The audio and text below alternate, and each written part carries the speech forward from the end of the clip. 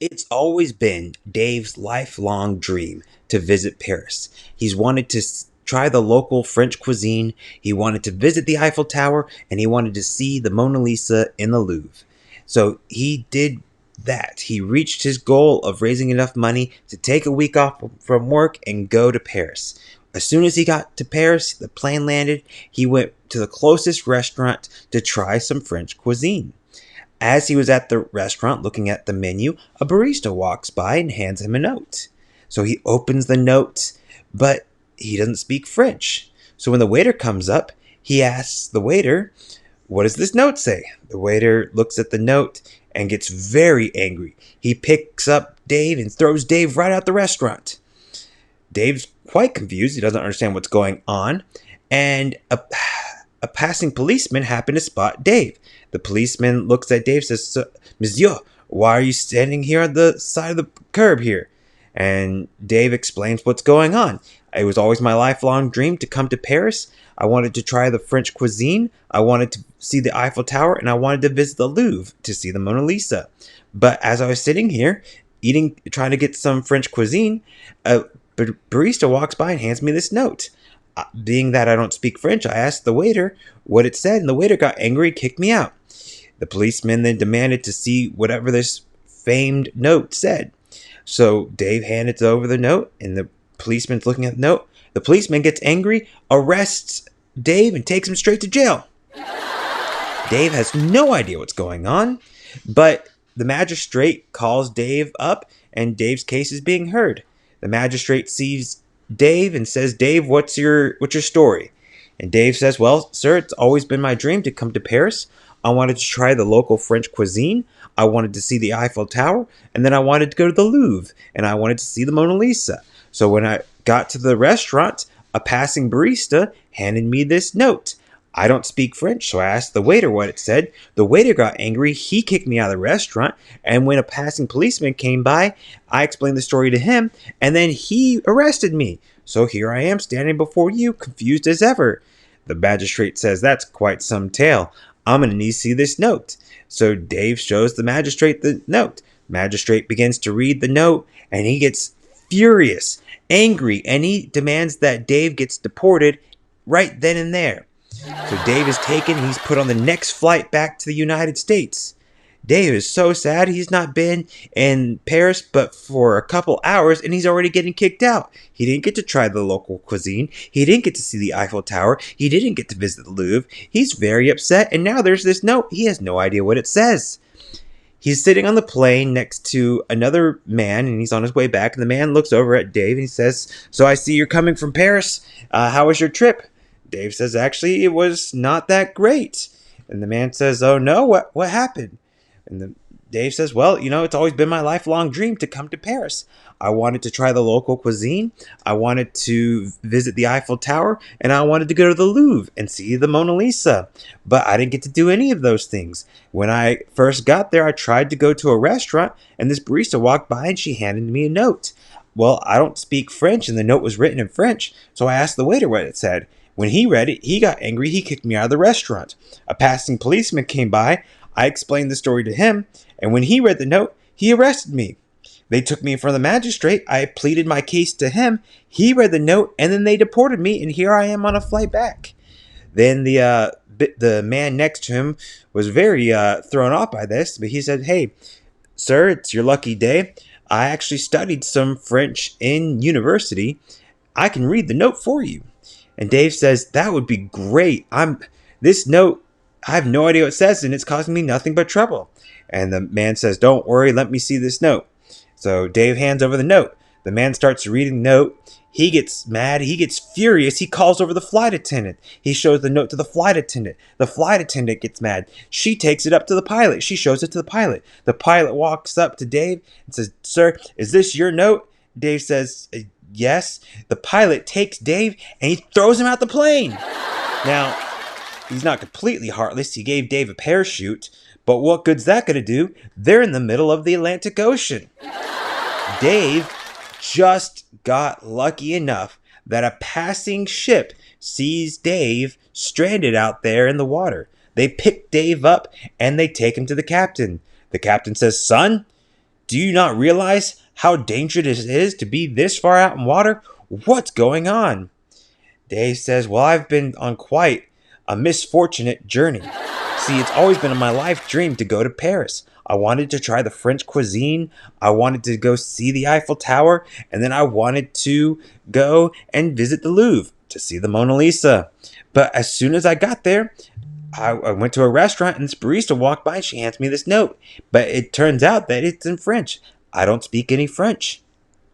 And so when I asked the waiter what it said, he looked at it, he started to read it, and he got angry and he threw me out the restaurant. Passing policeman came by, saw what was going on. He asked me what happened. I explained it to him. He demanded to see the note. And when he read it, he arrested me. They took me before the magistrate, and the magistrate was hearing my case. When I explained it to him, he got furious after reading that note, and he had me deported. I'm on this plane on the way back to America, and I was talking to this businessman next to me. He said he could speak French. So I showed him the note after explaining the situation to him. He got mad. He got a flight attendant who read the note. She got mad. She showed it to the pilot who got furious, and they threw me off the plane. That's how I found myself here in the ocean. And the captain says, that's quite the tale. I'm going to have to see this note. And Dave cries out, no!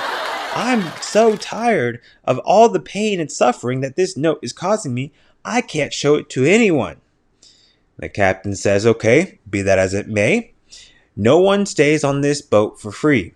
Luckily for you, we are heading back to America, but you will have to work to earn your spot here on this ship. And Dave says, okay, that's fine. That's fair. You tell me what I need to do and I'll do it. So they gave Dave a job, and rumor of this note rapidly spread across the ship. Everyone wanted to know what this note says. They kept pestering Dave day after day. What's on that note? Let's see that note. Let me read the note. I want to see this note. But Dave would not let it go. He was on the ship for another 8 days as they traveled back to America. And through those 8 days, he became good friends with these crewmates and with the captain. He was doing great as a sailor. All the other sailors on this boat, they thought, this man knows his stuff. And so they actually went up to Dave the night before they were going to dock. And they said, Dave, you've been so great at this. We seem to have we really like you. Would you like a job on this ship after this is all said and done? Dave thought for a second. He's like, I would. You guys are great people. But I've got a wife at home who's waiting on me. She's probably worried sick, and I need to go see her. And they say, okay, well, that's fair. And then Dave looks at them. He says, you know what? It's the last night. We're almost to port. I think I've come to trust you guys and know you guys. Let's do it. Call the captain. I want to know what this note says. And if you can read it to me, I trust you guys. And so sure enough, they call the captain forth. They make a whole spectacle about it. Everyone wants to know what this note says. They're all there in the harbor. The captain brings everybody up on the deck, and they all sit, and they're all on the edge of their seat. They want to know what this note says. Well, then, Dave pulls out the infamous note. He hands it to the captain, and the captain gets his spectacles on, and he begins to read it. But then the captain's face turns to anger and hatred. He picks up Dave and he throws him off the boat. Dave had to swim the rest of the way to shore, and then he had to walk all the way home. He gets home and his wife sees him and says, Dave, where have you been? I went to the airport. You were not there. I've been calling you and I just can't get a hold of you. I've been worried sick. How was Paris? I know it was your lifelong dream to go to Paris, to try the French cuisine, to go to see the Eiffel Tower, to visit the Louvre and see the Mona Lisa. Tell me all about it. And Dave says, I wish I could. That, as you know, that was my dream. But as soon as I got there, it's been from one bad thing to the next. I get to the first restaurant I could find, and this barista hands me a note. But it was written in French, and I don't speak French. So I asked the waiter what it says. He got angry when he was reading it, and he threw me out the restaurant. A policeman saw what happened and wanted an explanation, so I told him.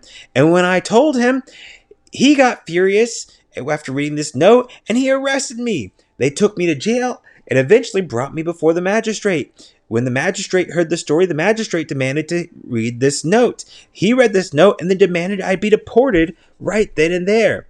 So they deported me, and I was on a plane back here. I was actually supposed to be back a long time ago. But while I was on the plane, I was talking to this businessman who said that he could translate the note, and I gave it to him to read it. And as he was reading it, he got furious. He told the flight attendant, who told the pilot, who threw me off the plane. I would have died out there in the middle of the ocean had it not been for this passing boat.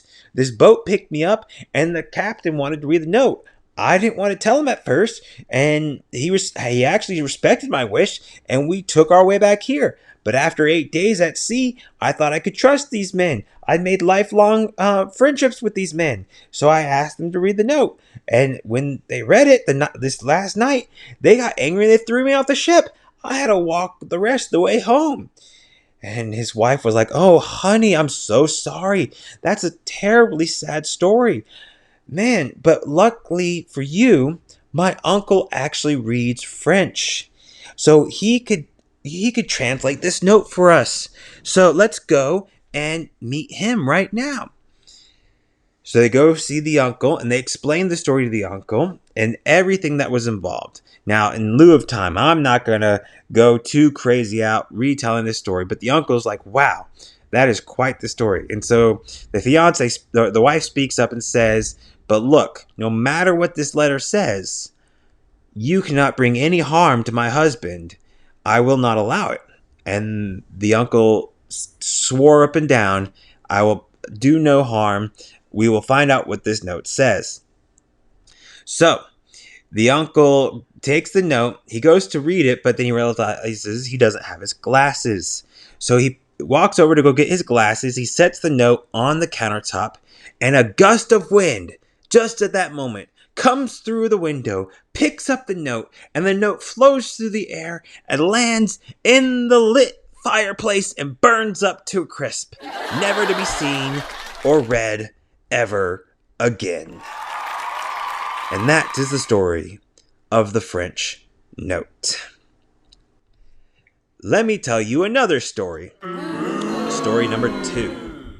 Little Johnny was up late one night, and he hears a joke that he doesn't quite understand. Now, this was late night TV, so some things were above little Johnny's head, and he was only in 2nd grade. So the next day he goes to school, and he sees little Susie. And he goes over to Susie, and he asks Susie, "Susie, what are red roses?" And Susie begins to scream and cry and runs to the teacher. And the teacher's very confused, doesn't know what's going on. She calls little Johnny over. She says, "Johnny, what did you do?" Johnny says, I didn't do anything. You see, I was up late last night and I heard a joke I didn't quite understand. And but maybe you could tell me, what are red roses?"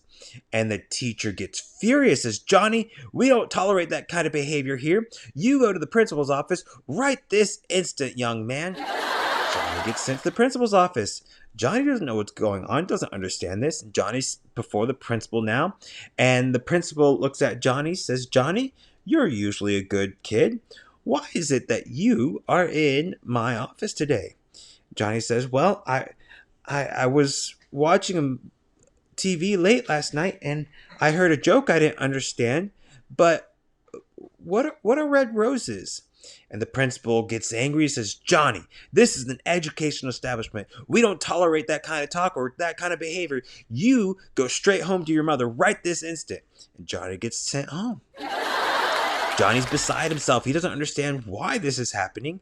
And he gets home way early. And his mom sees Johnny and says, "Johnny, what's going on? Why are you getting home this early? This is not the right time." Johnny said, "Well, they sent me home because I got in trouble for asking a question." And Johnny's mom says, "That doesn't make any sense, Johnny. Tell me the truth right now." He's like, "Well, I was asking about a joke I heard last night. I didn't understand it, but what are red roses?" And Johnny's mom says, Johnny, I ought to wash your mouth out with soap right this instant. You go to bed, no dinner for you now. And so Johnny gets sent to bed. Johnny's completely beside himself.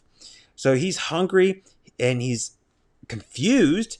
And then the next day comes, Johnny's out and he's playing in the front yard and still doesn't really understand what happened. But then he sees his best friend Billy. His best friend Billy's playing across the street and he cries out, "Hey, Billy!" And Billy hears him, says, "Oh, hey, Johnny, what's up?" And Johnny says, "Billy, do you know what red roses are?" And Billy says, "Wait, what?" And Johnny cries out again, "Do you know what red roses are?" And Billy says, "Oh yeah, I know what that means. Come over here and I'll tell you." And Johnny runs across the street only to get hit by a bus. And the moral of that story is, look both ways before you cross the road. Thank you.